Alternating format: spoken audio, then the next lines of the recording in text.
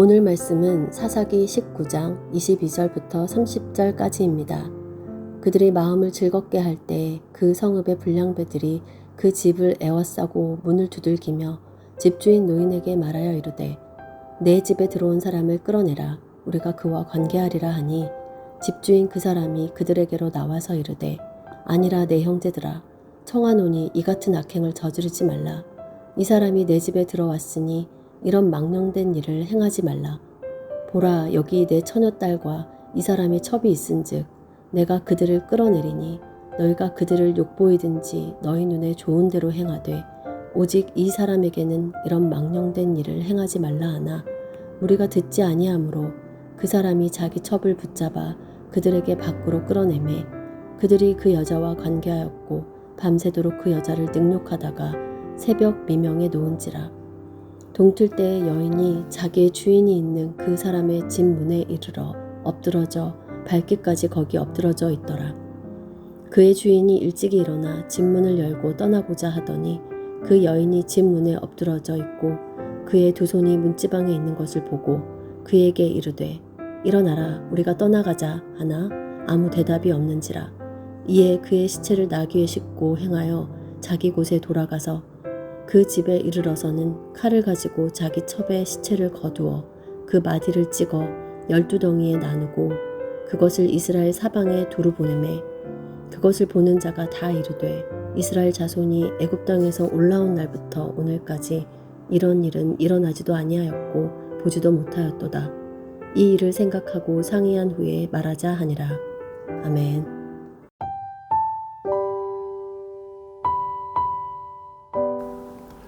그때에는 이스라엘의 왕이 없었으므로 사람마다 자기 소견에 옳은 대로 행하였더라. 이스라엘의 왕이 없습니다. 사람들은 자기 소견에 옳은 대로 행합니다. 사람들이 자기 소견에 옳은 대로 행하는 시대는 어떠할까요? 악할 뿐입니다. 창세기 6장 5절에서 말한 것처럼 사람은 마음으로 생각하는 모든 계획이 항상 악할 뿐이기 때문입니다. 왕이 없는 시대, 그러나 실상은 각자 모두가 왕이 된 시대입니다. 각자가 왕이 되다 보니 자기 소견에 옳은 대로 행하며 다른 이들을 위에 서고자 합니다. 오늘 본문은 하나님을 왕으로 모시지 않았을 때의 악함을 보여줍니다. 오늘 본문을 따라서 세 가지를 함께 보고자 합니다. 하나님을 왕으로 모시지 않고 내가 왕이 됐을 때 나타나는 첫 번째는 하나님의 질서를 거스른다는 것입니다. 레위 사람과 그의 첩이 노인의 집에 들어가자 그 성읍의 불량배들이 그 집을 에워쌉니다. 그리고 그들을 끌어내고자 합니다. 이 불량배들이 원하는 것은 단순한 만남이 아닙니다. 한 남성을 성적으로 욕보이고 폭력을 가하려는 일이었습니다. 하나님의 질서를 거스름과 동시에 다른 사람의 몸을 자신의 욕망대로 지배하려는 모습을 보입니다. 레위기 20장 13절에서는 이 관계에 대하여 사형에 해당하는 죄로 여깁니다. 남자가 같은 남자와 동침하여 여자에게 하듯 그 남자에게 하면 그 두 사람은 망측한 짓을 한 것이므로 반드시 사형에 처해야 한다. 그들은 자기 죄값으로 죽는 것이다. 스스로 왕이 된 시대에서는 왕이신 하나님께서 세우신 창조의 질서를 따르지 않습니다. 자신이 왕이 되어 스스로 질서를 만들며 그 질서에 다른 사람을 복종하도록 만듭니다. 둘째는 인간의 존엄을 잃어버립니다. 불량배들이 레위 사람을 끌어내려 하자 노인은 말합니다. 내 딸과 이 사람의 첩을 주겠으니 너희 눈에 좋은 대로 행하라. 노인은 나그네를 보호하는 것은 중요하게 여기면서도 자신의 딸과 레위 사람의 첩은 그 일을 위한 거래요 수단처럼 취급합니다. 레위 사람도 다르지 않습니다. 그는 자신을 보호하기 위해 자신의 첩을 불량배들에게 넘겨줍니다.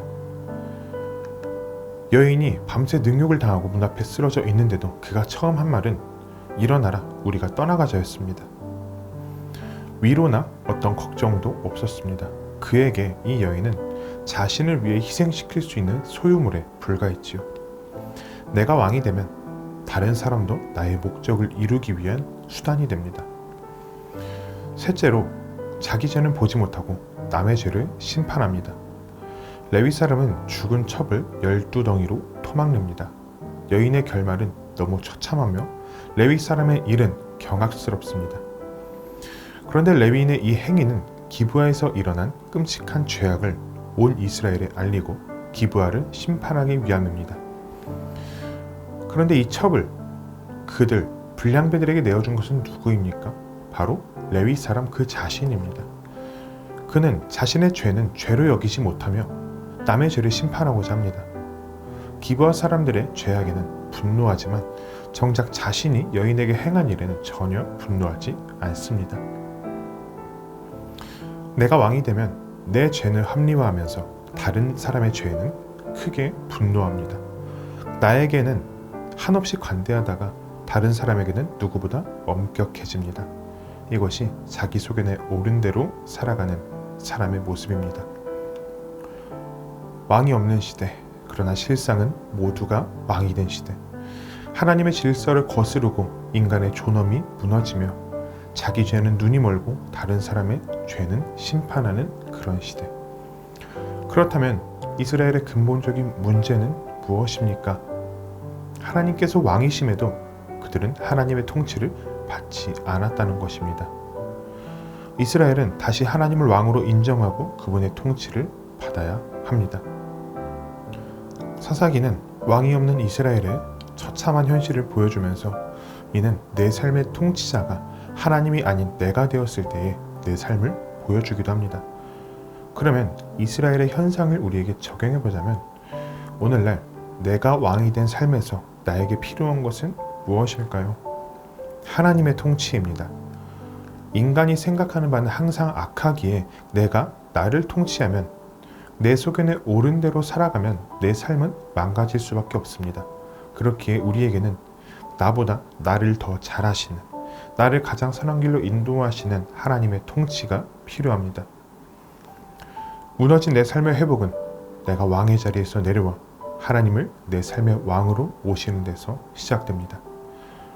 지금까지 내 소견에 옳은 대로 살아왔다면 이제는 내 뜻을 내려놓고 하나님의 통치를 받으며 살아가는 우리가 되기를 바랍니다. 말씀을 생각하며 함께 기도하겠습니다. 내가 왕이 되어 내 소견에 옳은 대로 살던 삶을 내려놓고 하나님을 왕으로 모시게 하소서. 왕이신 하나님의 통치 아래에서 말씀에 순종하며 왕이신 하나님을 기쁘시게 하는 백성으로 살아가게 하소서. 오늘도 내 소견보다 왕이신 하나님의 말씀에 순종하는 청년 가족이 되기를 바랍니다.